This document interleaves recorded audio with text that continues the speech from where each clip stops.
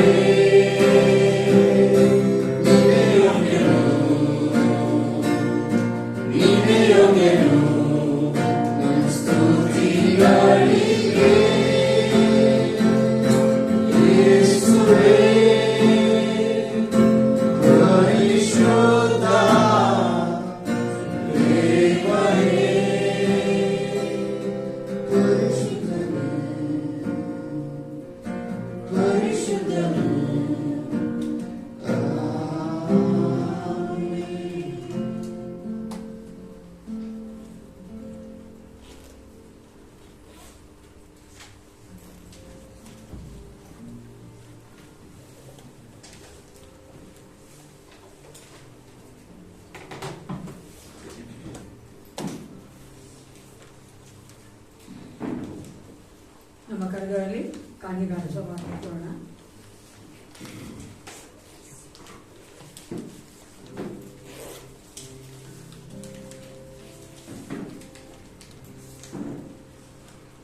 ಪ್ರಾರ್ಥನೆ ಮಾಡ್ಕೊಳ್ಳೋಣ. ಸೇನಾಧೀಶವಾದ ಪರಲೋಕ ತಂದೆ ಅಪಾಪಿತನೇ ಒಂದು ಮುಂಜಾನೆ ವೇಳೆಗಾಗಿ ನಿಮಗೆ ಸ್ತೋತ್ರ ಉಂಟಾಗಲಿ.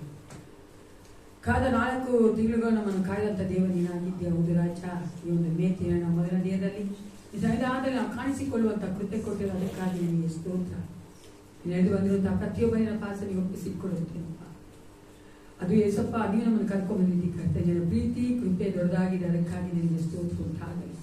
ವಿಶೇಷವಾದ ಸಮಯದಲ್ಲಿ ನಮ್ಮ ಕಡೆಗಳಿರುವಂತಹ ಈ ಕಾಣಿಕನ ದಶಭಾಗ ನಿಮ್ಮ ಪಾಸನಿಗೆ ಒಪ್ಪಿಸಿಕೊಳ್ಳುತ್ತೇನೆ ಅಪ್ಪ. ಇದನ್ನು ಆಶೀರ್ವದಿಸಕರ್ತ ಕೊಡುತ್ತಿರುವಂತಹ ನಾವು ಪ್ರತಿಯೊಬ್ಬರು ನಿನ್ನಿಂದ ಆಶೀರ್ವಾದ ಹೊಂದಿಕೊಳ್ಳುವಂತೆ ಕಾರ್ಯ ಮಾಡುಕರ್ತೇನೆ ದೇವಾದು. ನೀನು ಕೊಟ್ಟಿರುವಂತಹ ಬಲ, ಹೌದು ರಾಜ, ಒಂದು ಸಾಮರ್ಥ್ಯ ಕರ್ತನೆ, ಜ್ಞಾನ ಸಂಪಾದಿಸುವಂತ ಈ ಒಂದು ಕರ್ತನೆ ಕಾರ್ಯಗಳ ದಶಮ ಭಾಗಗಳು ಕರ್ತನೆ ನಿನಗೆ ಸ್ವಂತದ್ದು ಏಸಪ್ಪ. ಅಪ್ಪ ರಾಜ, ನಾವು ಕರ್ತನೆ ಯಥಾರ್ಥರಾಗಿ ಕರ್ತನೆ ನಿನ್ನ ವಾಕ್ಯ ಹೇಳುವಂತೆ ಸಂತೋಷವಾಗಿ ಕೊಡುವವನ ಮೇಲೆ ನಿನ್ನ ಪ್ರೀತಿ ಉಂಟಲ್ಲ ಏಸಪ್ಪ. ನಿನ್ನ ಪ್ರೀತಿಯನ್ನು ಹೊಂದಿಕೊಳ್ಳುವಂತ ಮಕ್ಕಳಾಗಿ ಕರ್ತನೆ ನಾವು ಕೊಡುತ್ತಾ ಇದ್ದೇವೆ ಕರ್ತನೆ. ನಮ್ಮ ಎಲ್ಲ ಅಗತ್ಯಗಳನ್ನು ಪೂರೈಸುವ ದೇವನಾಗಿದ್ದೀನಿ. ಐಶ್ವರ್ಯಕ್ಕೆ ತಕ್ಕ ಹಾಗೆ ನಿನ್ನ ಮಕ್ಕಳನ್ನ ಆಶೀರ್ವಿಸಿಕೊಡಬೇಕೆಂದು ನಾವು ಪ್ರೀತಿಸಿಕೊಳ್ಳುತ್ತೇವೆ. ಈ ಒಂದು ಕಾರ್ಯಗಳ ದಶಮಭಾಗಗಳು ಕರ್ತನೆ ನಿನ್ನ ಒಂದು ಮಹಿಮೆಗೋಸ್ಕರವಾಗಿ ಉಪಯೋಗಿಸಲ್ಪಡುವಂತೆ ಕಾರ್ಯಗಳನ್ನು ಮಾಡು. ಯೇಸು ಕ್ರಿಸ್ತನ ನಾಮದಲ್ಲಿ ಪ್ರಾರ್ಥಿಸುತ್ತೇನೆ, ಒಳ್ಳೆಯ ಪಿತನೇ.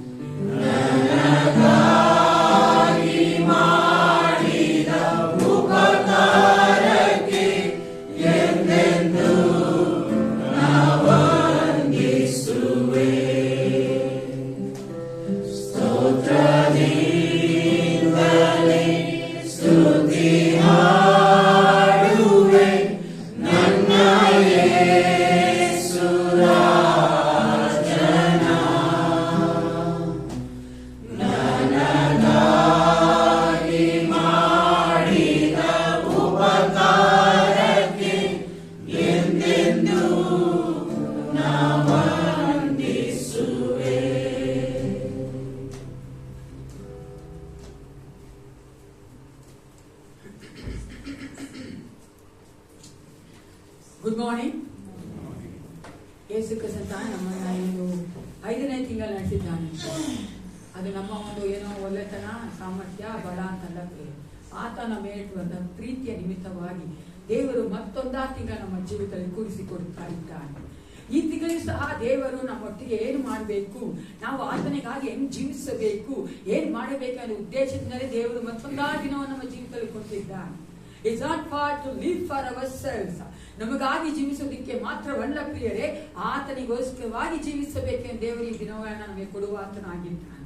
ಆ ದಿನಗಳನ್ನು ನಾವು ಯೋಚನೆ ಮಾಡಬೇಕಾಗಿರುವಂತದ್ದು ಮೊಟ್ಟ ಮೊದಲನೇದಾಗಿ ನಮ್ಮ ಒಂದು ಜೀವಿತದಲ್ಲಿ ಬರಬೇಕಂತ ಒಂದು ಪ್ರಯಾರಿಟಿ ಅಥವಾ ಆದ್ಯತೆ ಏನಾಗಿರ್ಬೇಕು, ನಾನು ಆತನಿಗಾಗಿ ಏನ್ ಮಾಡಬೇಕು, ನಾನು ಆತನಿಗಾಗಿ ಯಾವ ರೀತಿಯಾಗಿ ಉಪಯೋಗಿಸಲ್ಪಡಬೇಕು ಅನ್ನೋ ಒಂದು ಆಲೋಚನೆ ನಮ್ಮಲ್ಲಿ ಪ್ರತಿದಿನ ಇರಬೇಕು.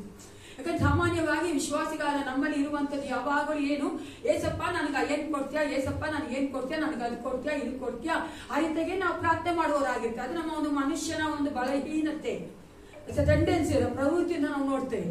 ಆದ್ರೆ ದೇವರ ಒಂದು ವಾಕ್ಯಗಳು, ದೇವರ ಆತ್ಮ ನಮ್ಮಿಂದ ಕೇಳುವಂತದ್ದು, ದೇವರ ವಾಕ್ಯವೇ ಹೇಳುವಂತೆ, ಮೊದಲು ದೇವರ ರಾಜ್ಯಕ್ಕಾಗಿಯೂ ನೀತಿಗಾಗಿಯೂ ತವಕ್ಕ ಪಡಿರಿ. ತವಕಲ್ ದೇವರ ರಾಜ್ಯಕ್ಕಾಗಿ ನೀತಿಗಾಗಿ ನೀವು ಆಸೆ ಪಡ್ರಿ, ದೇವರ ರಾಜ್ಯಕ್ಕಾಗಿ ನೀತಿಗಾಗಿ ನೀವು ಹುಡುಕ್ರಿ ಅಂತ ಲೆಕ್ಕ. ತವಕ್ಕ ಅಂದ್ರೆ ಗೊತ್ತಲ್ವಾ? ನೀವು ನೋಡುದಾದ್ರೆ ಆಸೆ ಪಡುವಂಥದ್ದು, ಸೀಕ್ ಮಾಡುವಂಥದ್ದು, ಆದ್ರೆ ಆಸೆ ಪಡುವಂಥದ್ದನ್ನ ದೇವರಲ್ಲಿ ಹೇಳ್ತಾ ಇರೋದಕ್ಕೆ ನಾವು ಸಹ. ಯಾಕಂದ್ರೆ ನಮ್ಮೆಲ್ಲರೂ ಗೊತ್ತು, ಈ ದಿನಗಳು ನಡೆಯುತ್ತಿರುವಂತ ಎಲ್ಲಾ ಕಾರ್ಯಗಳು ನಮ್ಮನ್ನ ಯಾವ ಕಡೆ ನಡೆಸ್ತಾ ಇದೆ, ಆತನ ಬರೋಣಕ್ಕೆ ನಡೆಸ್ತಾ ಇದೆ. ನಾವು ಎಷ್ಟು ನಮ್ಮನ್ನ ನಾವು ಪ್ರಿಪೇರ್ ಮಾಡ್ಕೊಂಡಿದ್ದೇವೆ ಅಲ್ವಾ? ನಾವು ಎಷ್ಟು ನಮ್ಮನ್ನ ಹೆಚ್ಚಾಗಿ ದೇವರಾಗೆ ಕೊಟ್ಟಿದ್ದೇವೆ. ಯಾಕಂದ್ರೆ ನಾವು ಈ ಒಂದು ಪ್ರೋಸೆಸ್ ಆಫ್ ಗಾಡ್ಸ್ ಸ್ಯಾಂಕ್ಟಿಫಿಕೇಶನ್ ಅನ್ನುವಂಥದ್ದು, ದೇವರ ಆತ್ಮ ನಮ್ಮಲ್ಲಿ ಕಾರ್ಯ ಮಾಡಿ ನಮ್ಮನ್ನು ಶುದ್ಧೀಕರಣ ಮಾಡುವಂಥದ್ದು ಪ್ರತಿದಿನ ನಡೆಯುವಂಥದ್ದು ಪ್ರಿಯರೇ. ಈ ದಿನ ನನ್ನ ಶುದ್ಧಿ ಮಾಡಿದ ನಾಳೆ ಮಾಡಲ್ಲ ಅಂತಲ್ಲ, ಬೆಳಿಗ್ಗೆ ಮಾಡಿದಾನೆ ಸಾಯಂಕಾಲ ಮಾಡಲ್ಲ ಅಂತಲ್ಲ, ಅದು ಪ್ರತಿದಿನ ನಮ್ಮೊಟ್ಟಿಗಿದ್ದು ದೇವರು ನಮ್ಮನ್ನ ಶುದ್ಧಿ ಮಾಡುವಂತ ದೇವನಾಗಿದ್ದಾನೆ. ಆ ಶುದ್ಧೀಕರಣಕ್ಕೆ ಒಳಪಡದೆ ನಾವು ಪರಲೋಕ ರಾಜ್ಯಕ್ಕೆ ಹೋಗಕ್ಕಾಗಲ್ಲ. ಹಾಲೆಲೂಯಾ. ಅದಕ್ಕೋಸ್ಕರವಾಗಿ ಈ ಒಂದು ಮೇ ತಿಂಗಳಲ್ಲಿ ದೇವರಲ್ಲಿ ಕೊಡುವಂತ ವಾಕ್ಯವನ್ನು ನೋಡಿಕೊಳ್ಳೋಣ. ಯಾರಾದ್ರೂ ಓದ್ಕೊಳ್ಳಿ, ಫಿಲಿಪ್ಪ 4:4.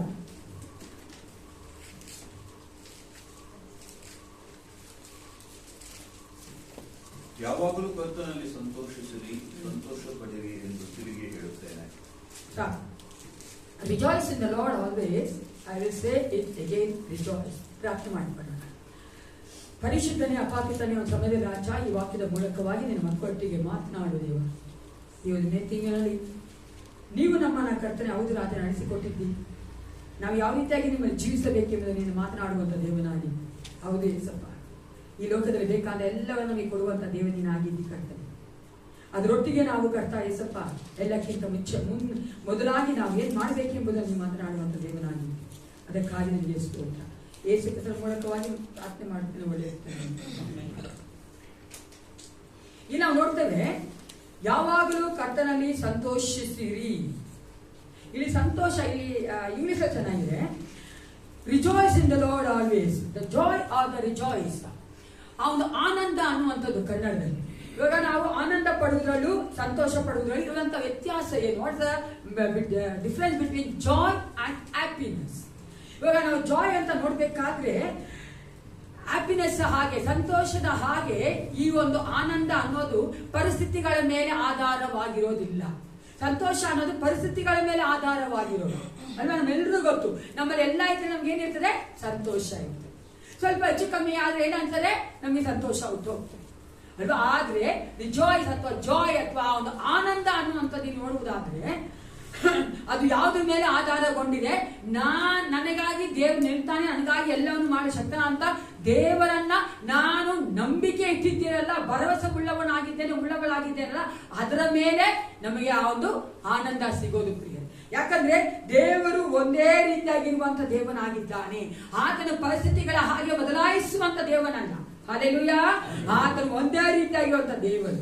ಆ ಒಂದು ದೇವರ ಮೇಲೆ ನಾವು ಆ ಭರವಸೆ ಇಟ್ಟವರಾಗಿ ಜೀವಿಸುವಾಗ ನಮಗೆ ಸಿಗುವಂತ ಆನಂದ ಅದು ನಿತ್ಯವೂ ಇರುವಂತ, ಅದು ಬದಲಾಗದೇ ಇರುವಂತ, ಅದನ್ನ ನಾವು ಅಲ್ಲಿ ನೋಡ್ತೇವೆ. ಈ ಒಂದು ಬದಲಾಗದೇ ಇರುವಂತಹ ದೇವರ ಮೇಲೆ ನಮ್ಮ ದೃಷ್ಟಿಯನ್ನು ಇಡುವವರಾಗಿದ್ದು, ನಾವು ಆತನಲ್ಲೇ ಇರುವವರಾಗಿದ್ದು, ನಾವು ಆತನಲ್ಲಿ ಸಂತೋಷಿಸಬೇಕೆಂದು ಈ ವಾಕ್ಯ ಹೇಳ್ತಾರೆ ಅಲ್ವಾ? ಇಲ್ಲಿ ಸಂತೋಷ ಅಂತ ಹೇಳಿ ಅಥವಾ ರಿಜಾಯ್ಸ್ ಅಂತ ಹೇಳುವಂಥದ್ದು ಅಲ್ಲಿ ಒಂದು ಸಜೆಷನ್ಸ್ ಕೊಡ್ತಾ ಇಲ್ಲ. ದೇವರ ಆತ್ಮ ಪೌಲನ ಮೂಲಕವಾಗಿ ಫಿಲಿಪ್ಪ 4:4 ದೇವರ ಆತ್ಮ ಪೌಲನ ಮೂಲಕ ಒಂದು ಸಜೆಷನ್ ಕೊಡ್ತಾ ಇಲ್ಲ. ಅಲ್ಲಿ ಆತನ ಒಂದು ಕಮಾಂಡ್ ಆಗಿ, ಆಜ್ಞೆಯಾಗಿ ಹೇಳ್ತಾ ಇದ್ದಾರೆ, rejoice in the lord always. ಇವಾಗ ಕಮಾಂಡ್ ಅಂದ್ರೆ ಏನ್ ಮಾಡ್ಬೇಕು? ಕಮಾಂಡ್ ಒಬ್ರು ಕೊಡ್ತಾರೆ ಅಂದ್ರೆ ಏನ್ ಮಾಡ್ಬೇಕು? ನಾವು ಅದಕ್ಕೆ ಪಾಲಿಸ್ಬೇಕು, ಒಬೇ ಮಾಡ್ಬೇಕು ಅಲ್ವಾ? ಯಾಕಂದ್ರೆ ನಾವು ವಾಕ್ಯವನ್ನು ಓದ್ಬೇಕಾದ್ರೆ ಚೆನ್ನಾಗಿ ಅರ್ಥ ಮಾಡ್ಕೋಬೇಕು. ಆ ವಾಕ್ಯ ಯಾವ ತರವಾಗಿ ನಮ್ಮೊಟ್ಟಿಗೆ ಮಾತನಾಡ್ತಾ ಇದೆ, ಅದು ಏನನ್ನ ಹೇಳ್ತಾ ಇದೆ, ಅದು ಯಾವ ಒಂದು ಕಾರ್ಯವನ್ನ ನಮ್ಮೊಟ್ಟಿಗೆ ಮಾತಾಡ್ತಾ ಇದೆ, ಅಥವಾ ಗ್ರಾಮೆಟಿಕ ಯಾವ ರೀತಿಯಾಗಿದೆ ಅಂತ ನೋಡಿದ್ರೆ ಇಟ್ಸ್ ಎ ಕಮಾಂಡ್. ಅಲ್ಲಿ ಪೌಲ ಹೇಳ್ತಾ ಇದ್ದಾನೆ, ನಾವು ರಿಜಾಯ್ಸ್ ಮಾಡಬೇಕು ಕರ್ತನಲ್ಲಿ ಯಾವಾಗಲೂ. ಅದು ಸಾಧ್ಯವಾ? ಪ್ರಾಕ್ಟಿಕಲ್ ಆಗತ್ತೇನ್ರಿ ಅಲ್ವಾ? ಲೋಕದಲ್ಲಿ ನೋಡಬೇಕಂದ್ರೆ ಯಾವಾಗಲೂ ಸಂತೋಷವಾಗಿರೋಕ್ಕಾಗಲ್ಲ. ಯಾವುದಾದ್ರೂ ಒಂದು ಕಾರ್ಯ ಬರುತ್ತೆ, ನಮ್ಮ ಸಂತೋಷನ ಕೇಳಿಸುತ್ತೆ, ನಾವು ಸಂತೋಷ ಆಗುತ್ತೆ. ಆದರೆ ಏಸಪ್ಪ ನಿರಂತರವೂ ಒಂದೇ ರೀತಿಯಾಗಿರುವಂತಹ ದೇವರ ಮೇಲೆ ನಾವು ಭರವಸೆ ಇಟ್ಟವರಾಗಿ ನಾವು ಆತನಲ್ಲಿ ಆನಂದಿಸಬೇಕೆಂದ್ರೆ ನಮಗೆ ಕೆಲವೊಂದು ಕಾರ್ಯಗಳು ಉತ್ತೇಜನ ಮಾಡಬೇಕು. ಆಮೇಲೆ ನಮಗೆ ಕೆಲವೊಂದು ಉತ್ತೇಜನ ಮಾಡಿ, ಯಾವ ಕಾರ್ಯಗಳು ನಮಗೆ ಕರ್ತನಲ್ಲಿ ಯಾವಾಗಲೂ ಸಂತೋಷಿಸುವಂತೆ ಉತ್ತೇಜನ ಮಾಡುವುದು ಅಂದರೆ, ಮೊಟ್ಟ ಮೊದಲನೇದಾಗಿ ನಾವು ಆತನ ಒಂದು ಸ್ವಭಾವನ ತಿಳಿದವರಾಗಿದ್ರೆ ನಾವು ಆತನಲ್ಲಿ ಸಂತೋಷವುಳ್ಳವರಾಗಿರುತ್ತೇವೆ. ಯಾಕಂದ್ರೆ ನಾನು ಹೇಳಿದ ಹಾಗೆ ನಮ್ಮ ದೇವರು ಏನಾಗಿದ್ದಾನೆ, ಬದಲಾಗದೇ ಇರುವಂತ ದೇವನಾಗಿದ್ದಾನೆ. ನಮ್ಮ ಒಳ್ಳೆಯದಕ್ಕಾಗಿ ದೇವರು ನಮ್ಮ ಜೀವಿತಗಳಲ್ಲಿ ನಾವು ಕಾಣದ ಹಾಗೆ ಅನೇಕ ಕಾರ್ಯಗಳನ್ನ ಮಾಡುತ್ತಾ ಇರುತ್ತಾನೆ. ನಂಬ್ತೀರೇನ್ರಿ ಅಲ್ವಾ? ಯಾಕಂದ್ರೆ ನಾವು ಚೆನ್ನಾಗಿ ಅರ್ಥ ಮಾಡಬೇಕು, ನಮ್ಮ ದೇವರು ಸಾರ್ವಭೌಮತ್ವವುಳ್ಳ ದೇವನಾಗಿದ್ದಾನೆ. ನಮ್ಮ ಮೇಲೆ ಆತನ ಪ್ರೀತಿ ಇಟ್ಟಿದ್ದಾನೆ, ಆತನಿಗೆ ಕೃಪೆ ಇದೆ ನಮ್ಮ ಮೇಲೆ. ಅದು ಮಾತ್ರವಲ್ಲ, ಆತನ ಸರ್ವಶಕ್ತನು, ಸರ್ವವಲ್ಲಭನು, ಆತನು ಜ್ಞಾನಿ ಆಗಿದ್ದಾನೆ, ಸರ್ವಜ್ಞಾನಿ, ಎಲ್ಲ ನೋಡ್ತೇವೆ. ಈತನ ದೇವರ ಇಂತಹ ಒಂದು ಕ್ಯಾರೆಕ್ಟರ್ಸ್ ಅಥವಾ ಗುಣಲಕ್ಷಣಗಳ ಅರ್ಥ ಮಾಡಿಕೊಂಡವರಾದ ನಾವು ಅದನ್ನ ನಮಗೆ ದೇವರು ಉತ್ತೇಜನವಾಗಿ ಕೊಡುವ ಆತನಾಗಿದ್ದಾನೆ. ನಾನು ಚೆನ್ನಾಗಿ ತಿಳ್ಕೊಂಡಿರ್ಬೇಕು ನನ್ನ ದೇವರು ಏನಾಗಿದ್ದಾನೆ, ಅದು ನಮ್ಗೆ ಉತ್ತೇಜನ ಕೊಡ್ತದೆ ಕರ್ತನಲ್ಲಿ ಯಾವಾಗ ಸಂತೋಷಿಸುವುದಕ್ಕಾಗಿ. ಪರಿಸ್ಥಿತಿ ಎಂತಹ ಒಂದು ಪರಿಸ್ಥಿತಿ ಬದಲಾದ್ರೂ ಸಹ, ಎಂತಹ ಒಂದು ಕಾರ್ಯಗಳ ಮಧ್ಯೆ ನಾವು ಹಾದು ಹೋಗುತ್ತಾ ಇದ್ರು ಸಹ, ಬಾಧೆ ಉಂಟು, ನೋವು ಉಂಟು, ಕಣ್ಣೀರುಗಳು ಇದ್ರೂ ಸಹ ನನ್ನ ದೇವರು ಯಾರೆಂದು ನಾನು ಅರ್ಥ ಮಾಡ್ಕೊಂಡಿದ್ರೆ ನಾನು ಅದೆಲ್ಲ ಮಧ್ಯೆ ಸಹ ಕರ್ತನಲ್ಲಿ ಏನಾಗಿರ್ತೇನೆ, ಉಳ್ಳವನಾಗಿರುತ್ತೇನೆ. ಮೊಟ್ಟ ಮೊದಲನೇದಾಗಿ ಯಾವ್ದು ನಮಗೆ ಉತ್ತೇಜನ ಮಾಡ್ತದಂತೆ, ನಾವು ಕರ್ತನಲ್ಲಿ ಆ ಒಂದು ಸ್ವಭಾವನ ಬಲ್ಲವರಾಗಿ ಆತನ ಮೇಲೆ ನಮ್ಮ ಒಂದು ನಂಬಿಕೆ ನೆಲೆ ನಿಂತಿದ್ರೆ ನಾವು ಆತನಲ್ಲಿ ಉತ್ತೇಜನಗೊಂಡವರಾಗಿ ನಾವು ಆತನಲ್ಲಿ ಯಾವಾಗಲೂ ಏನಾಗಿರ್ತೇವೆ, ಸಂತೋಷವುಳ್ಳವರಾಗಿರ್ತೇವೆ. ಅದಕ್ಕೆ ದೇವರ ಚೆನ್ನಾಗಿ ಹೇಳ್ತಾರೆ, ದೇವರ ಆತ್ಮ ಹೇಳ್ತಾನೆ, ಕರ್ತನಲ್ಲಿ ಸಂತೋಷಿಸಿರಿ. ಎಲ್ರು ಹೇಳಿ, ಯಾಕಂದ್ರೆ ನಾವು ಕರ್ತನಲ್ಲಿ ಸಂತೋಷಿಸಿದ್ರೆ ಕರ್ತ ನಮಗೆ ಬೇಕಾದೆಲ್ಲವನ್ನ ಕೊಡುವಾತನಾಗಿದ್ದಾನೆ. ಆಗ ನಾವು ಈ ಲೋಕದಲ್ಲಿ ಬರುವಂತ ಎಲ್ಲ ಚಾಲೆಂಜಸ್ಗಳನ್ನ, ಸವಾಲುಗಳನ್ನ, ಕಷ್ಟಗಳನ್ನ, ಅದೇನೇ ಆಗಿರ್ಬೋದು ಪ್ರಿಯರೇ, ಎಲ್ಲವನ್ನ ನಾವೇನಾಗ್ತೇವೆ ಎದುರಿಸೋದಕ್ಕೆ ನಮ್ಗೆ ಬಲ ಬರ್ತದೆ. ಎರಡನೇ ಒಂದು ಉತ್ತೇಜನ ಏನಂದ್ರೆ, ಫಿಲಿಪ್ಪ 3:3 ಪತ್ರಿಕೆ ನಿಜವಾದ ಸುನ್ನತಿಯವರು ಯಾರೆಂದರೆ ದೇವರಾತ್ಮನಿಂದ ಪ್ರೇರಿತರಾಗಿ ಆರಾಧಿಸುವವರು, ಕ್ರಿಸ್ತ ಯೇಸುವಿನಲ್ಲಿ ಹರ್ಷಗೊಳ್ಳುವವರು, ಶರೀರ ಸಂಬಂಧವಾದವುಗಳಲ್ಲಿ ಭರವಸವಿಲ್ಲದವರು ಆಗಿರುವ ನಾವೇ.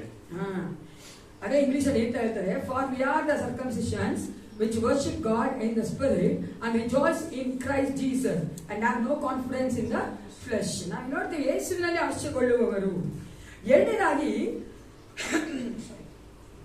ಯೇಸು ಕ್ರಿಸ್ತನು ನನಗೆ ಏನ್ ಮಾಡಿದ್ದಾನೆ ಎಂಬ ಆಲೋಚನೆ ನಮ್ಮನ್ನ ಆತನಲ್ಲಿ ಯಾವಾಗಲೂ ಸಂತೋಷಗೊಳ್ಳುವಂತೆ ಮಾಡ್ತದೆ. ಪ್ರಿಯರೇ, ಕರ್ತ ನಮ್ಗೆ ಏನ್ ಮಾಡಿದ್ದಾನೆ, ಆತನು ಶಿಲುಬೆಯ ಮೇಲೆ ನಮಗಾಗಿ ಎಲ್ಲವನ್ನ ಮಾಡಿ ಮುಗಿಸಿದ ಆತನಾಗಿದ್ದಾನೆ. ನನಗೆ ಪಾಪ ಕ್ಷಮಾಪಣೆ ಕೊಟ್ಟಿದ್ದಾನೆ. ದೇವರ ಮುಂಭಾಗದಲ್ಲಿ ನಾನು ಸಂತೋಷವಾಗಿ ಹೋಗುವಂತೆ, ಧೈರ್ಯವಾಗಿ ಹೋಗುವಂತೆ ಮಾಡಿದ್ದಾನೆ. ನನ್ನ ಪಾಪಗಳನ್ನ ಪರಿಹರಿಸಿದ್ದಾನೆ, ನನಗೆ ವಿಮೋಚನೆ ಕೊಟ್ಟಿದ್ದಾನೆ ಅಲ್ಲ. ಶಿಲುಬೆ ಮೇಲೆ ಆತನು ಎಲ್ಲವನ್ನ ಮಾಡಿ ಮುಗಿಸಿದ್ದಾನೆ. ನನಗಾಗಿ ಈ ದಿನ ಆತನು ದೇವರ ಬಲಿಯಲ್ಲಿ ವಿಜ್ಞಾಪನೆ ಮಾಡ್ತಾ ಇದ್ದಾನೆ.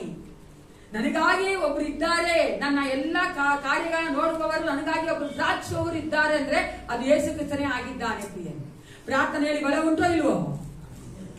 ನನಗಾಗಿ ಒಬ್ರು ಪ್ರಾರ್ಥನೆ ಮಾಡ್ತಾ ಇದ್ದಾರೆ. ಅದೇ ನೋಡಿದ ಹಗಲು ರಾತ್ರಿ ಪ್ರಾರ್ಥನೆ ಮಾಡ್ತಾರೆ ಯೇಸಪ್ಪನೇ. ಪ್ರಿಯ, ಆ ಪ್ರಾರ್ಥನೆ ನಮ್ಮನ್ನ ಈ ಲೋಕದಲ್ಲಿ ಆ ಸಂತೋಷದಲ್ಲಿ ಜೀವಿಸುವಂತೆ ಮಾಡುವಂತದ್ದು.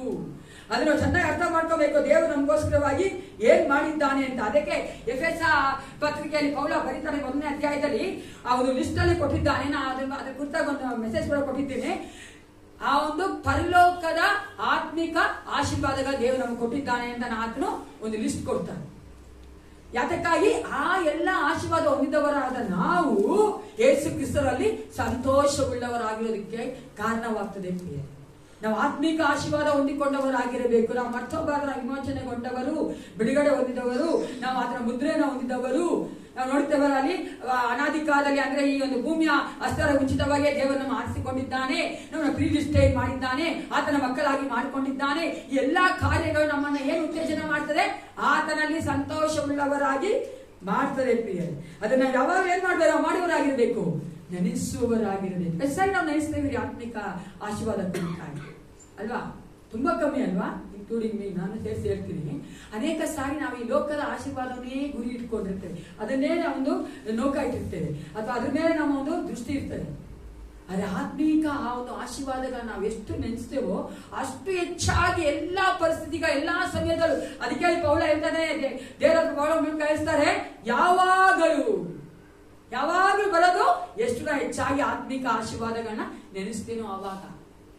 ಮೂರನೇದಾಗಿ ದೇವರು ಕೊಟ್ಟಿರುವಂತಹ ಉತ್ತೇಜನ ಏನಂದ್ರೆ ಪ್ರಿಯರೇ, ಯೋಹಾನ 16:24 ಓದಿ. John chapter 16:24. ನೀವು ಇದುವರೆಗೆ ನನ್ನ ಹೆಸರಿನ ಮೇಲೆ ಯಾವುದೊಂದನ್ನು ಬೇಡಿಕೊಂಡಿಲ್ಲ, ಬೇಡಿಕೊಳ್ಳಿರಿ ನಿಮಗೆ ಸಿಕ್ಕುವುದು, ಆಗ ನಿಮ್ಮ ಆನಂದವು ಪರಿಪೂರ್ಣವಾಗುವುದು. ಮತ್ತೊಂದು ವಚನ 1 Peter 3:12. 1 Peter 3:12. 1 ಪೇತ್ರ 3:12.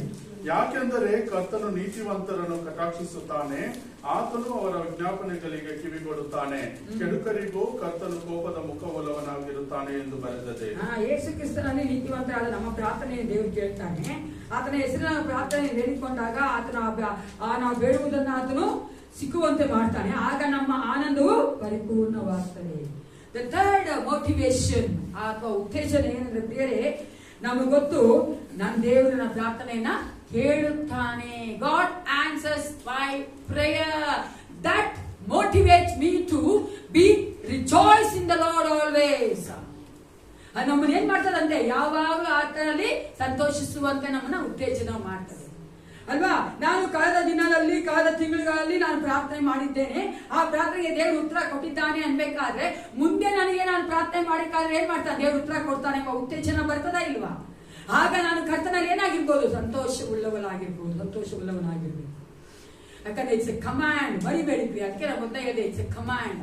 ದೇವರು ಆತನ ಮಕ್ಕಳಲ್ಲಿ, ವಿಶ್ವಾಸಿಗಳಲ್ಲಿ, ಆತನ ಒಂದು ಶಿಷ್ಯರಲ್ಲಿ ಕೇಳ್ತಾ ಇರುವಂತದ್ದು ಏನಾಗಿದೆ, ನಾವು ಆತನಲ್ಲಿ ಸಂತೋಷವುಳ್ಳವರಾಗಿರ್ಬೇಕು. ಪರಿಸ್ಥಿತಿಗಳು ಬದಲಾಗಬಹುದು, ಅದನ್ನ ನೇಸಪ್ಪ ಬದಲಾಗಲ್ಲ. ಅದರಿಂದ ಆತನ ದೃಷ್ಟಿ ನೋಡುವಂತ ನಾವುಗಳೇನಾಗಿರ್ತೇವೆ, ಆತನಲ್ಲಿ ಸಂತೋಷವುಳ್ಳವರಾಗಿರುತ್ತೇವೆ. ನಮ್ಮ ಪ್ರಾರ್ಥನೆ ಉತ್ತರಿಸಬೇಕೆಂದ್ರೆ ಕೆಲವೊಂದು ಕಾರ್ಯಗಳು ನಮ್ಮಲ್ಲಿ ಏನಾಗಿರ್ಬಾರ್ದು, ಏನಾಗಿರ್ಬೇಕು ಪ್ರಿಯರೇ, ಏನಿರ್ಬಾರ್ದು ನಮ್ಮಲ್ಲಿ ಏನಿರ್ಬಾರ್ದು. ಪಾಪ ನಾವು ಪ್ರಾರ್ಥನೆ ಮಾಡಿದ್ರೆ ದೇವ್ರು ಕೇಳ್ಬೇಕಂದ್ರೆ, ನಾವು ಮಾಡೋದು ಪ್ರತಿಯೊಂದು ಪ್ರಾರ್ಥನೆಗಳು ದೇವ್ರು ಕೇಳ್ತಾನೆ ಅಂತ ದೇವ್ರ ವಾಕ್ಯ ಹೇಳ್ತದೆ. ಅದು ಪ್ರೊವೈಡೆಡ್. ಆದ್ರೆ ಏನಾಗಿರ್ಬೇಕು, ನಮ್ಮಲ್ಲಿ ಏನಿರ್ಬಾರ್ದು, ಪಾಪ ಇರಬಾರ್ದು ಅಲ್ವಾ? ಆ ಒಂದು ಕಾರ್ಯಕ್ಕೆ ಮುಂದೆ ನಾವು ನೋಡ್ತೇವೆ. ಯಾವ ರೀತಿಯಾಗಿ ನಾವು ಕರ್ತನಲ್ಲಿ ಯಾವಾಗಲೂ ಸಂತೋಷಿಸುವುದು, ಯಾವುದೆಲ್ಲ ಉತ್ತೇಜನ ಮಾಡ್ತದೆ ನಮಗೆ ಅಂತ ನಾನು ಹೇಳಿದ್ದೇನೆ. ದೇವರ ಒಂದು ಸ್ವಭಾವಗಳನ್ನ ನೆನೆಸುವಾಗ ನಮ್ಗೆ ಅದು ಉತ್ತೇಜನವಾಗಿದೆ, ಕರ್ತನಲ್ಲಿ ಯಾವಾಗಲೂ ಸಂತೋಷಿಸುವುದಕ್ಕೆ. ಎರಡನೇದಾಗಿ ಯೇಸು ಕ್ರಿಸ್ತ ನನಗೆ ಮಾಡುವಂತ ಎಲ್ಲಾ ಕಾರ್ಯಗಳು ನೆನೆಸಬೇಕಾದ್ರೆ ನಾನು ಕರ್ತನಲ್ಲಿ ಸಂತೋಷಿಸುವಾಗ ನನಗೆ ಉತ್ತೇಜನ ಕೊಡ್ತದೆ. ಮೂರನೇದಾಗಿ ನಾನು ಮಾಡುವಂತ ಪ್ರಾರ್ಥನೆ ದೇವ್ರು ಕೇಳ್ತಾನೆ ಎಂಬ ಒಂದು ಭರವಸೆ ನನಗೆ ಇರೋದಿಲ್ಲ, ನನಗೆ ಅದೇನ್ ಮಾಡ್ತದೆ, ಉತ್ತೇಜನ ಮಾಡ್ತದೆ. ಆದ್ರೆ ಯಾವಾಗ ನಾನು ಕರ್ತನಲ್ಲಿ ಸಂತೋಷಿಸ್ಬೇಕಂದ್ರೆ ನಮ್ಮಲ್ಲಿ ಏನಿರ್ಬೇಕು, ನಾವೇನ್ ಮಾಡ್ಬೇಕು ಪ್ರಿಯ? ಮತ್ತೆ ಮೊದಲನೇದಾಗಿ ಏನಿರ್ಬೇಕು ನಮ್ಮಲ್ಲಿ? ಏನಿರ್ಬೇಕು? ನಂಬಿಕೆ ಇರ್ಬೇಕು. ನಂತರ ಏನಿರ್ಬೇಕ್ರಿ? ನಾವ್ ಯಾವಾಗ್ಲೂ ಆತನಿಗೆ ಸಂತೋಷಿಸ್ಬೇಕಂದ್ರೆ ಮೊದಲನೇದಾಗಿ ಪರ್ಸನಲ್ ರಿಲೇಶನ್ಶಿಪ್ ವಿತ್ ಜೀಸಸ್. ಯೇಸು ಕ್ರಿಸ್ತನೊಟ್ಟಿಗೆ ನಮ್ಗೆ ಏನಿರ್ಬೇಕು? ವೈಯಕ್ತಿಕವಾದ ಸಂಬಂಧ ಇರ್ಬೇಕು. ಆ ಸಂಬಂಧ ನಮ್ಮನ್ನ ಪ್ರತಿದಿನ ಆತನ ಅನ್ಯೋನ್ಯತೆಗೆ ನಡೆಸ್ಕೊಡ್ಬೇಕು. ಆಮೇಲೆ ಸಂಬಂಧ ಅನ್ಯೋನ್ಯತೆ ಇಲ್ಲ ಅಂದ್ರೆ ಅದು ಬರೀ ಸಂಬಂಧವಾಗಿಯೇ ಉಳ್ಬಿಡುತ್ತದೆ. ಆ ಸಂಬಂಧ ಲೈಫ್ ಇರಲ್ಲ, ಗೊತ್ತಲ್ಲ? ಸಂಬಂಧ ಆಕ್ಟಿವ್ ಆಗಿರಲ್ಲ. ನೋಡಿದಿರಲ್ಲ, ಸಂಬಂಧ ಆಕ್ಟಿವ್ ಆಗಿರಲ್ಲ. ತಂದೆ ಮಗನೇ ವಶಾನುವಟೆಯಿಂದ ಮಾತಾಡಿಲ್ಲ, ಅವರು ತಂದೆ ಮಗನೇ ಆದ, ಗೊತ್ತಲ್ಲ ನಿಮ್ಗೆ? ಅದು ತಂದೆ ಮಗ ಅನ್ನೋದನ್ನ ಅವ್ರು ತೆಗಿಯಕ್ಕಾಗದೇ ಇಲ್ಲ. ನೀವು ಬ್ಲಡ್ ರಿಲೇಷನ್ ಅದು ಅಂದ್ರೆ ಅದು ರಕ್ತ ಸಂಬಂಧ, ತಂದೆ ಮಗನೇ, ತಂದೆ ಮಕ್ಕಳೇ. ಆದರೆ ಆ ಸಂಬಂಧವನ್ನ ಆಕ್ಟಿವ್ ಆಗಿರ್ಬೇಕು ಅಂದ್ರೆ ಅದೇನಿರ್ಬೇಕು? ಫೆಲೋಶಿಪ್ ಇರ್ಬೇಕು, ಅನ್ಯೋನ್ಯತೆ ಇರ್ಬೇಕು. ಆ ಅನ್ಯೋನ್ಯತೆ ನಮಗೆ ಏಸಪ್ಪನೊಂದಿಗೆ ಇರುವುದಾದ್ರೆ ನಾವು ಯಾವಾಗಲೂ ಸಂತೋಷವುಳ್ಳವರಾಗಿರುತ್ತೇವೆ. ಅದಕ್ಕೆ ಒಂದು ವಚನ ಇತ್ತಲ್ಲಿ ತುಂಬಾ ಇಷ್ಟ ಆಯ್ತು. There is a well of joy in the believer ಅಂತ. ಅಂದ್ರೆ ನಮ್ಮಲ್ಲಿ ಆ ಒಂದು ಕರ್ತನಲ್ಲಿರೋ ಸಂತೋಷ ನಮ್ಗೆ ಒಂದು ಆ ಬಾವಿ ತರ ಇರ್ತದಂತೆ. ಅದು ಯಾವಾಗ್ಲೂ ನಮ್ಮಲ್ಲಿ ಬಾವಿ ಅಂದ್ರೆ ಏನ್ ಮಾಡ್ತೀವಿ, ನೀರು ತೆಗೆದುಕೊಳ್ಳಲ್ವಾ, ಅದು ಯಾವಾಗೂ ನಾವು ಆ ಸಂತೋಷವಾಗಿರುವಂತೆ ಮಾಡ್ತದೆ ನಾವು ನೋಡುತ್ತೇವೆ. ಆ ಒಂದು ಸಂತೋಷ ಇಲ್ಲ ನಮ್ಮಲ್ಲಿ ಅಂದ್ರೆ ನಮ್ಮ ಒಂದು ಸ್ಯಾಲ್ವೇಷನ್ ಕ್ವಶನ್ ಮಾಡ್ಕೊಳ್ಬೇಕು. ನಮ್ಮ ರಕ್ಷಣೆ ನಾವೇನ್ ಮಾಡ್ಕೋಬೇಕು, ಕ್ವಶನ್ ಮಾಡ್ಬೇಕು. ನಾನು ರಕ್ಷಣೆಯಲ್ಲಿ ಇದ್ದೀನಾ, ನಾನು ರಕ್ಷಣೆಯಲ್ಲಿ ನಡೀತಾ ಇದ್ದೀನಾ, ಯಾಕೆ ನಾನು ಕರ್ತನಲ್ಲಿ ಯಾವಾಗ ಸಂತೋಷವಾಗಿರೋದು ಅರ್ಥ ಇಲ್ಲ. ಆಮೇಲೆ ಕಣ್ರಿ ಮಳೆ ಬಂದ್ಬಿಡ್ತು ರಾತ್ರಿ ಅಲ್ಲ, ಅದಕ್ಕೆ ಒಳ್ಳೇದಿದ್ದೆ ಅಲ್ವಾ. ದೇವರಲ್ಲಿ ನಾವು ಪ್ರತಿದಿನ ನಾವು ಪಾಪಗಳಿಗೋಸ್ಕರವಾಗಿ ಕ್ಷಮಾಪಣೆ ಕೇಳುವವರಾಗಿರಬೇಕು. ಆಗಲೇ ನಮ್ಮ ಒಂದು ಅನ್ಯೋನ್ಯತೆ ಅಥವಾ ಫೆಲೋಶಿಪ್ ಅದೇನಾಗ್ತಾ ಇರ್ತದೆ, ತಿರುಗಿ ತಿರುಗಿ ರೀಜನರೇಟ್ ಆಗ್ತಾ ಇರ್ತಾರೆ ಅಲ್ವಾ, ರಿವೈವ್ ಆಗ್ತಾ ಇರ್ತಾರೆ. ಅದನ್ನ ನಾವು ಮಾಡ್ಬೇಕು. ಯಾಕಂದ್ರೆ ನಮ್ಮ ಜೀವಿತಗಳಲ್ಲಿ ಪರಿಶುದ್ಧತೆ ಇದೆಯಾ, ಆ ಒಂದು ಅಶುದ್ಧತೆ ಬಂದಿದ್ಯಾ, ನಾನು ಪಾಪದಲ್ಲಿದ್ದೇನಾ ಅಂತ ನಮ್ಮನ್ನು ನಾವು ಪರೀಕ್ಷೆ ಮಾಡ್ಕೊಳ್ತಾ ಇರ್ಬೇಕು. ಇದಕ್ಕೊಂದು ಇಲಿಸ್ಟ್ರೇಷನ್ ಹೇಳ್ತೀನಿ. ಅದು ತುಂಬಾ ವರ್ಷದಿಂದ ಇದ್ದಂತ ಇಲಿಸ್ಟ್ರೇಷನ್, ನಿಮಗೂ ಗೊತ್ತಿರ್ಬೋದು. ಒಂದ್ಸಾರಿ ಒಬ್ಬ ಮೊಮ್ಮಕ್ಕಳು ಇಬ್ರು, ಒಬ್ಬ ಹುಡುಗ ಒಬ್ಬ ಹುಡುಗಿ ಅವರ ಅಜ್ಜಿ ಮನೆಗೆ ಹೋದ್ರು. ಆ ಅಜ್ಜಿ ಮನೆಯಲ್ಲಿ ಆ ಹುಡುಗ ಇದು ಗೊತ್ತಲ್ಲ ನಿಮ್ಗೆ, ಸ್ಟ್ರಿಂಗ್ ಅಂತಾರದೆ ಕ್ಯಾಟರ್ಪಿಲ್ಲರ್ ಅಂತ ಹೊಡಿತಾರೆ ಗೊತ್ತಾ, ಅಲ್ಲಿ ಹಿಡ್ಕೊಂಡು ಮಕ್ಳು ಆಟ ಆಡ್ತಾರಲ್ಲ, ಅದು ಆಡ್ತಾ ಇದ್ದ ಹುಡುಗ, ಕಲ್ತ್ಕೊಂತಾ ಇದ್ದ. ಅವ್ ಕಲ್ತ್ಕೊಂತಾ ಇದ್ದಾಗ ಅವನು ಬೈ ಚಾನ್ಸ್ ಸ್ವಲ್ಪ ಗೊತ್ತಾಗ್ತಿರೋ ಹೋಗಿ ಒಂದು ಡಕ್ ಗೊತ್ತಲ್ಲ, ಅವ್ರ ಅಜ್ಜಿದು ಡಕ್, ಆ ಡಕ್ ತಲೆ ಮೇಲೆ ಹೊಡೆದ್ಬಿಟ್ಟು ಅವ್ರು ಹೊತ್ತೈತಾರೆ. ಅದು ನೋಡ್ತಾ ಇದ್ದ ಅವ್ರ ಅಕ್ಕ. ಅದು ನೋಡಿ ಓಡ್ ಬಂದು ಆ ಹುಡುಗ ಅಂತ ಹೇಳಿದ್ಲು. ಆ ಹುಡುಗ ಇದ್ದ, ಅಯ್ಯೋ ಹೇಳ್ಬೇಡ ಅಕ್ಕ, ಅಜ್ಜಿಗೆ ನನ್ನ ಬೈತಾರೆ ಅಥವಾ ನಾನು ಇದು ಮಾಡ್ತಾರೆ, ಹೇಳ್ಬೇಡ. ಅದು ಸರಿ, ನಾನು ಹೇಳಲ್ಲ, ಅದೇ ನಾ ಹೇಳೋ ಕೆಲಸ ಎಲ್ಲ ನೀನ್ ಮಾಡ್ಬೇಕು ಅಂದ್ರು. ಅವ್ರ ಅಜ್ಜಿ ಅವತ್ತಿಂದ ಏನೆಲ್ಲ ಕೆಲಸ ಕೊಡ್ತಾ ಇದ್ಲು ಅವಳಿಗೆ, ಆ ಹುಡುಗಿ ಏನ್ ಮಾಡ್ತಾರೆ, ಅಕ್ಕ ಏನ್ ಮಾಡ್ತಾರೆ, ತಮ್ಮನ್ಗೆ ಹೇಳ್ತಾರೆ. ಅವ್ರ ಅಜ್ಜಿಗೆ ಹೇಳ್ತಾ ಇದ್ದು, ನಮ್ ತಮ್ಮ ಮಾಡ್ತಾನೆ, ಅವ್ನು ಇಷ್ಟ ಮಾಡಕ್ಕೆ, ನಮ್ಮ ತಮ್ಮ ಮಾಡ್ತಾನೆ, ಅವ್ನು ಇಷ್ಟ ಮಾಡಕ್ಕೆ, ತಮ್ಮ ಮಾಡ್ತಾನೆ ಅಂತ ಹೇಳ್ಸ್ಕೊಳ್ಳಿಲ್ಲ, ಕೆಲಸ ಮಾಡಿಸ್ತಾ ಇದ್ಲು. ಹಿಂಗೆ ಸ್ವಲ್ಪ ದಿವಸ ಹೋಯ್ತು. ಆ ಹುಡುಗನಿಗೆ ಫೆಡಪ್ ಆಗುತ್ತೆ, ಆ ಹುಡುಗ ಬೇಜಾರಾಗ್ತಾ, ಯಾವಾಗಲೂ ಹುಡುಗಿ ಎಲ್ಲ ಕೆಲಸ ಮಾಡಿಸ್ಬಿಟ್ಟು ಅವ್ನು ಮಾಡೋದೇ ಸಾಕು ಡಕ್ ಅಂತ. ನಾನು ಹೇಳ್ಬಿಡ್ತೀನಿ ಬ್ಲಾಕ್ ಪೇ ಮಾಡ್ತಾ ಇದ್ದ ಆ ಹುಡುಗನ ಪಾಪ. ಅದಕ್ಕೆ ಆ ಹುಡುಗ ಏನ್ ಮಾಡ್ತಾ ನೋಡೋಣ, ಒಂದ್ ಸ್ವಲ್ಪ ಅವ್ನಿಗೆ ಬೇಜಾರಾಗುತ್ತೆ. ಅವನೇನ್ ಮಾಡ್ಬಿಟ್ಟ, ಅವ್ರ ಅಜ್ಜಿಗೆ ಹೇಳಿದ್ರು, ಅಜ್ಜಿ ಈ ಥರ ನಾನು ಬೈ ಚಾನ್ಸ್ ಆಗಿ ಗೊತ್ತಾಗ್ತಿರೋ ಹೊಡ್ಬಿಟ್ಟೆ, ನಿಮ್ ಡಕ್ ಹತ್ತೈತು. ಆ ಅಜ್ಜಿ ಹೇಳಿದ್ರು, ನಂಗೆ ಗೊತ್ತದು, ನಾನು ಕಿಟಕಿಯಿಂದ ನೋಡ್ತಾ ಇದ್ದೆ, ಅನ್ನ ಕಿಚನ್ ಕಿಟಕಿ ನೋಡ್ತಾ ಇದ್ದೆ, ನಾನೇ ಎಕ್ಸ್ಪೆಕ್ಟ್ ಮಾಡ್ತಾ ಇದ್ದೆ ನೀನ್ ಬಂದ್ ನಂತರ ಹೇಳಿ, ಆಗ ನಾನು ಹೇಳ್ತೀನಿ ಡಕ್ ದೊಡ್ಡದಲ್ಲಪ್ಪ ನನಗೆ, ನೀನ್ ನನಗೆ ದೊಡ್ಡವನು ಅಂತ. ಆದ್ರೆ ನೀನಲ್ಲ ಬರ್ಲೇ ನೋಡ, ಅದಕ್ಕೆ ನಾನು ಕಾಯ್ತಾ ಇದ್ದೆ. ಹಂಗೆ ಪ್ರಿಯೆ, ನಾವು ಯೇಸಪ್ಪನ ಹತ್ರ ಹೋಗ್ಬೇಕು. ನಾವು ಪಾಪ ಮಾಡುವಾಗ, ನಾವು ತಪ್ಪುಗಳನ್ನ ಮಾಡ್ಬೇಕಾದ್ರೆ, ನಾವು ಇಲ್ಲದೆ ಇರ್ಬೇಕಾದ್ರೆ ಕಾರ್ಯಗಳನ್ನ ಮಾಡ್ತೇವಲ್ಲ, ನಮ್ಗೆ ಗೊತ್ತಿಲ್ಲದೆ ಮಾಡ್ಬಿಡ್ತೀವಿ, ಗೊತ್ತೋ ಮಾಡ್ತೀವಲ್ಲ, ಆಗ ನಾವು ಯೇಸಪ್ಪ ಹತ್ರ ಹೋಗ್ಬೇಕು. ಆವಾಗಲೇ ನಮ್ಮ ಒಂದು ಬಕೆಟ್ ಆಫ್ ಜಾಯ್ ಅಲ್ಲಿ ತೂತಿರೋದಿಲ್ಲ. ತೂತಿದ್ರೆ ಹೋಯ್ತ ಅರ್ಥ ನಮ್ಗೆ ಸಂತೋಷವಾಗಿರಕ್ ಆಗೋದೇ ಇಲ್ಲ. ನೀವು ನೋಡ್ಬೇಕಾ, ವಿಶ್ವಾಸಿಗಳು ಎಲ್ಲ ಇದಕ್ಕೂ ಕೂಡ ಸಂತೋಷವಾಗಿಲ್ಲ. ವಿಶಾಲಾಗಿ ನಾಯ್ತಾ ಇದ್ರು, ಯೇಸಪ್ಪ ಇದ್ರೆ ನಮ್ಗೆ ಸಂತೋಷನೇ ಇಲ್ಲ. ಆಮೇಲೆ ಆದ್ರೆ ಸಾಮಾನ್ಯ ಒಂದು ರೀತಿಯಲ್ಲಿ ನೋಡುವುದಾದ್ರೆ, ಲೋಕ ರೀತಿಯಲ್ಲಿ ನೋಡುವುದಾದ್ರೆ, ಲೋಕದ ಎಲ್ಲ ಅವ್ರಿಗೆ ವಿಶ್ವಾಸಿಗಳಿಗೆ ಆದ್ರೂ ಸಹ ಸಂತೋಷವಾಗಿಲ್ಲ ಅವರು. ನನಗೆ ಬೇಜಾರಾಗುತ್ತೆ. ಯಾಕೆಂದ್ರೆ ಯೇಸಪ್ಪನೊತ್ತಿಗೆ ಆ ಅನ್ಯೋನ್ಯತೆ ಇಲ್ಲ. ಆ ಅನ್ಯೋನ್ಯತೆನ ಅವ್ರೇನ್ ಮಾಡ್ತಾ ಇಲ್ಲ, ಬಿಲ್ಡ್ ಮಾಡ್ತಿಲ್ಲ. ಪ್ರತಿದಿನ ಅದನ್ನ ರೀಜನರೇಟ್ ಮಾಡ್ತಾ ಇಲ್ಲ. ಯಾವ ತರ ಮಾಡಲ್ಲ, ಪಾಪವನ್ನು ಅರಿಕೆ ಮಾಡ್ಕೊಳ್ಳೋದಿಲ್ಲ, ದೇವ್ರಿಗೆ ಸಮಯ ಕೊಡೋದಿಲ್ಲ, ದೇವ್ರ ವಾಕ್ಯ ಓದೋದಿಲ್ಲ, ಪ್ರಾರ್ಥನೆ ಮಾಡೋದಿಲ್ಲ, ಯೇಸಪ್ಪನೊಟ್ಟಿಗೆ ಮಾತಾಡೋದಿಲ್ಲ. ಅದಕ್ಕೆ ನಾ ಅವತ್ತು ಹೇಳಿದ್ದೀನಿ, ನನ್ನ ಅಕ್ಕ ಇದೀನಿ ಮಕ್ಕಳು ಇರುತ್ತೆ, ಆ ಒಂದು ವಿಶ್ವವನ್ನು ಹಾಕಿದಾರಂತೆ ಚೆನ್ನಾಗಿಲ್ಲ, don't talk to anyone before you talk to God ಅಂತ. ದೇವರೊಟ್ಟಿಗೆ ಮಾತಾಡ ಮುಂಚಿತವಾಗಿ ಆಟೋ ನೀವು ಮಾತಾಡಬೇಡ ಅಂತಾರೆ ದೇವರು. ಅಲ್ಲಿ ವಾಕ್ಯ ಚೆನ್ನಾಗಿದೆ ಅಲ್ವಾ? ಅಂದ್ರೆ ನೀ ಎದ್ದ ತಕ್ಷಣ ರೂಮಲ್ಲೇ ಕೂತ್ಕೊಳ್ಳಿ ಏಸಪ್ಪ ಅಂದ್ರೆ ಮಾತಾಡು ಅಂದ್ರೆ ಪ್ರಾರ್ಥನೆ ಮಾಡ್ಬಿಡು, ನಂತರ ನೀವು ಹೊರಗಡೆ ಹೋಗಿ ಎಲ್ಲರ ವ್ಯವಹಾರ ಮಾಡು ಅಂತ ಮಾತಾಡು. ಹಂಗೆ ನಾವು ನಮ್ಮ ಒಂದು ಪರ್ಸನಲ್ ರಿಲೇಶನ್ಶಿಪ್ ಅಲ್ವಾ ಪ್ರಿಯರೇ, ನನಗೂ ದೇವರಿಗೆ ಇರುವಂತಹ ಒಂದು ವೈಯಕ್ತಿಕ ಸಂಬಂಧವನ್ನ ಪ್ರತಿದಿನ ನಾನೇನ್ ಮಾಡ್ತಾ ಇರ್ಬೇಕು, ರೀಜನರೇಟ್ ಮಾಡ್ಬೇಕು. ಅದು ಮಾಡ್ಬೇಕಂದ್ರೆ ಏನ್ ಇರ್ಬಾರ್ದು, ನಮ್ಮಲ್ಲಿ ಪಾಪ ಇರ್ಬಾರ್ದು. ನಾವು ದಿನ ಆತನಲ್ಲಿ ಹೋಗಿ ಕ್ಷಮಾಪಣೆ ಕೇಳುವವರಾಗಿರ್ಬೇಕು. ಪಾಪ ಮಾಡಿದ್ರ ತಪ್ಪು ಮಾಡಿದ್ರ ಕೇಳಬೇಕು ಅಂತ ನಾನು ಹೇಳ್ತಾ ಇಲ್ಲ. ಓಕೆ, ನಾ ಡೋಂಟ್ ಮಿಸ್ಟೇಕ್ ಮೀ. ಯಾಕಂದ್ರೆ ನನ್ನ ಆತ್ಮ ಚೆನ್ನಾಗಿ ಗೊತ್ತು, ನನ್ನ ಒಂದು ಮನಸ್ಸಾಕ್ಷಿ ಚೆನ್ನಾಗಿ ಗೊತ್ತು ಏನ್ ತಪ್ಪು ಮಾಡಿದೀನಿ, ನಾನು ಏನ್ ತಪ್ಪು ಮಾಡಿಲ್ಲ ಅಂತ. ಇಸಂತೆ ಅಲ್ವಾ? ಅದಕ್ಕೋಸ್ಕರವಾಗಿ ನಾವು ಮಾಡಿದ್ರೆ ನಮ್ಗೆ ಆ ದೇಹಾತ್ಮ ಹೇಳ್ತಾ ಇದ್ದೆ, ನನ್ನ ಆತ್ಮಕ್ಕೂ ನನ್ನ ಮನಸ್ಸಾಕ್ಷಿ ಬಿಚ್ತಾ ಇದ್ದೆ, ನಾವು ಹೇಳ್ಬೇಕು. ಓಕೆ, ನಾವು ಒಂದು ಪರ್ಸನಲ್ ರಿಲೇಶನ್ಶಿಪ್ ನ ರೀಜನರೇಟ್ ಮಾಡ್ಬೇಕು. ಆಗ ನಾವು ಯಾವಾಗಲೂ ಕರ್ತನಲ್ಲಿ ಸಂತೋಷವುಳ್ಳವರಾಗಿರುತ್ತೆ ಸಾಧ್ಯ ಉಂಟು. ದೇವ್ರ ವಾಕ್ಯ ಹೇಳ್ತಾರೆ, the joy of the lord is my strength. English ಚೆನ್ನಾಗಿದೆ. ಅದೇ ಆ ಕಾರಣದಲ್ಲಿ ಕರ್ತನ ಸಂತೋಷವೇ ನಮಗೆ ಆಶ್ರಯ ಅಂತಿದೆ. ಓಕೆನಾ? ನಾವು ಕರ್ತನಲ್ಲಿ ಎಷ್ಟು ಸಂತೋಷಿಸ್ತೇವೋ ಅಷ್ಟು ನಮಗೆ ಬಲ ಸಿಗುತ್ತೆ. ಯಾರಿಗೆಲ್ಲ ದೇವರ ಒಂದು ಬಲ ಬೇಕೋ ವಿಶ್ವಾಸಿಗಳಿಗೆ ಅವ್ರು ಏನ್ ಮಾಡಬೇಕಾಗಿದೆ? ಕರ್ತನಲ್ಲಿ ಪ್ರತಿದಿನ ಸಂತೋಷಿಸಬೇಕು. ಆ ಸಂತೋಷಕ್ಕೆ ಉತ್ತೇಜನ ಕೊಡುವಂತ ದೇವರ ಒಂದು ಸ್ವಭಾವಗಳ ನೆನ್ಸು ನೋಡ್ಬೇಕು. ಏಸಪ್ಪ ನಾನು ಏನ್ ಮಾಡ್ದ ನೆನ್ಸು ನೋಡ್ಬೇಕು. ಏಸಪ್ಪ ನಾವು ಪ್ರಾರ್ಥನೆ ಕೇಳ್ತಾ ಭರವಸೆಯಿಂದ ಇರ್ಬೇಕು. ಅದೇ ರೀತಿಯಾಗಿ ನನಗೂ ದೇವರಿಗಿರುವಂತಹ ಒಂದು ಪರ್ಸನಲ್ ರಿಲೇಶನ್ಶಿಪ್ ಅಥವಾ ವೈಯಕ್ತಿಕ ಒಂದು ಸಂಬಂಧವನ್ನ ಪ್ರತಿದಿನ ಲೈವ್ ಆಗಿರ್ಬೇಕು.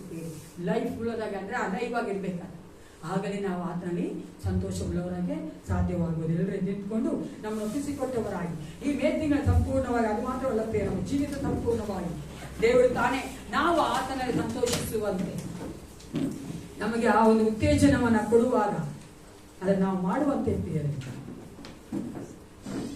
ಸಮಸ್ಯೆಗಳನ್ನ, ಪರಿಸ್ಥಿತಿಗಳನ್ನ ನಾವು ನೋಡೋದು ಬೇಡ ಪ್ರಿಯ. ನಾವು ಸಂತೋಷವಾಗಿರೋದಂದ್ರೆ ನಾವು ಆನಂದವಾಗಿರುವಂತ. ಇಂಗ್ಲಿಷಲ್ಲಿ ಹೇಳುವಂತೆ ರಿಜಾಯ್ಸ್ ಇನ್ ದ ಲಾರ್ಡ್. ನಾವು ದೇವರಲ್ಲಿ ಆನಂದವಾಗಿರ್ಬೇಕಂದ್ರೆ ನಾವು ಮಾಡಬೇಕಾಗಿರೋದು ಏನಾಗಿದೆ ಪ್ರಿಯರೇ?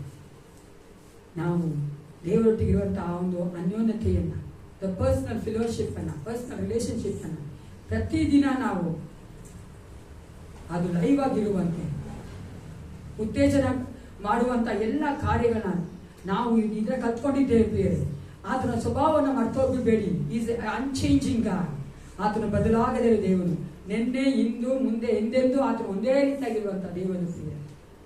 ಎಂತಹ ಪರಿಸ್ಥಿತಿ ಇದ್ರು ಸಹ ದೇವರಿಗೆ ನಾವು ಪರಿಸ್ಥಿತಿಗಳು ಏನೂ ಅಲ್ಲ. ಆತನ ಎಲ್ಲ ಪರಿಸ್ಥಿತಿಗಳಿಗಿಂತ ದೊಡ್ಡವನಾಗಿದ್ದ. ಈ can solve all your problem, small and big. ದೊಡ್ಡದು ಚಿಕ್ಕದ ಎಲ್ಲ ಸಮಸ್ಯೆಗಳನ್ನ ತೀರಿಸ್ಕೊಡ್ತಾನೆ ಪ್ರಿಯ. ನೀವು ಆತನ ಸ್ವಭಾವ ತಿರುಗಿ ಜ್ಞಾಪಕ ಮಾಡ್ಕೊಳ್ಳಿ. ಏಸಪ್ಪ ನಮ್ಗೆ ಮಾಡುವಂತ ಕಾರ್ಯಗಳನ್ನ ತಿರುಗಿ ಜ್ಞಾಪಕ ಮಾಡ್ಕೊಳ್ಳಿ ಪ್ರಿಯರೇ. ಆತನು ನೀವು ಪ್ರಾರ್ಥನೆಗಳು ಎಷ್ಟು ವರ್ಷದ ಕೇಳ್ಕೊಂಬಂದಿದ್ದಾನೆ, ಪ್ರಾರ್ಥನೆ ಉತ್ತರಿಸಿದ್ದಾನೆ, ಅದನ್ನ ನೆಚ್ಚಿ ನೋಡಿ ಪ್ರಿಯರೇ. Then you will get that motivation to rejoice in the Lord. ಒಪ್ಪಿಸಿಕೊಡಿ ಪ್ರಿಯರೇ. ನಿಮಗೋಸ್ಕರ ಪ್ರಾರ್ಥನೆ ಮಾಡ್ಕೊಳ್ಳಿ. ಏಸಪ್ಪ ಈ ತಿಂಗಳ ಸಂಪೂರ್ಣವಾಗಿ ನಾನು ನಿನ್ನಲ್ಲಿಯೇ ಆನಂದವುಳ್ಳವನಾಗಿರಬೇಕು. I have to rejoice in you Lord father. Help me to do that. Give me the strength and grace ಅಂತ ಕೇಳಿದ್ದೀರಿ. ಪರಿಶುದ್ಧನೇ ಅಪ್ಪ ಪಿತನೇ, ಒಂದು ಸಮಯಕ್ಕಾಗಿ ನಿನಗೆ ಸ್ತೋತ್ರ ಉಂಟಾಗಲಿ. ಮೇ ತಿಂಗಳ ಮೊದಲ ದಿನದಲ್ಲಿ ಏಸಪ್ಪ ರಾಜ ನಾವು ನಿನ್ನಲ್ಲಿ ಸಂತೋಷಿಸಬೇಕೆಂದು ನನಗೆ ವಾಕ್ಯದಲ್ಲಿ ಮಾತನಾಡಿದ್ದೆ. ಅದಕ್ಕಾಗಿ ನಿನಗೆ ಸ್ತೋತ್ರಪ್ಪ. ಈ ಲೋಕ ನಶ್ವರ ಏಸಪ್ಪ, ಲೋಕದ ಎಲ್ಲ ಕಾರ್ಯಗಳು ನಶ್ವರ. ನಿನ್ನ ವಾಕ್ಯ ಹೇಳುವಂತೆ ಅಪ್ಪ ಹೌದು ರಾಜ, ಸ್ಥಿರವಾಗಿ ನಿತ್ಯವೂ ಇರುವಂತದ್ದು ನಿನ್ನ ವಾಕ್ಯ ಮಾತ್ರ, ನಿನ್ನ ಪ್ರೀತಿ ಮಾತ್ರ ದೇವ. ಅದನ್ನು ನಾನು ದೃಷ್ಟಿಸಿ ನೋಡುವಂತೆ ಕಾರ್ಯ ಮಾಡು ಕರ್ತನೆ ದೇವ. ನಿನ್ನಲ್ಲಿ ಸಂತೋಷಗೊಳ್ಳವರಾಗಿ, ನಿನ್ನಿಂದ ಬಲವೈದ ಮಕ್ಕಳಾಗಿ ಹೌದು ರಾಜ ನಿನಗಾಗಿ ಜೀವಿಸುವಂತೆ ನಮ್ಮ ಸಭೆಯ ಪ್ರತಿಯೊಬ್ಬ ವ್ಯಕ್ತಿಗಳನ್ನ, ಪ್ರತಿಯೊಬ್ಬ ವಿಶ್ವಾಸಿಗಳನ್ನ, ಕುಟುಂಬಗಳನ್ನ ಆಶೀರ್ವದಿಸಿ ನಡೆಸಿಕೊಡಬೇಕೆಂದು ಯೇಸು ಕ್ರಿಸ್ತನ ನಾಮದಲ್ಲಿ ಪ್ರಾರ್ಥಿಸ್ತೇನೆ. ಒಳ್ಳೆಯ ಪುತ್ರನೇ, ನನ್ನ ಮನೆಯೇ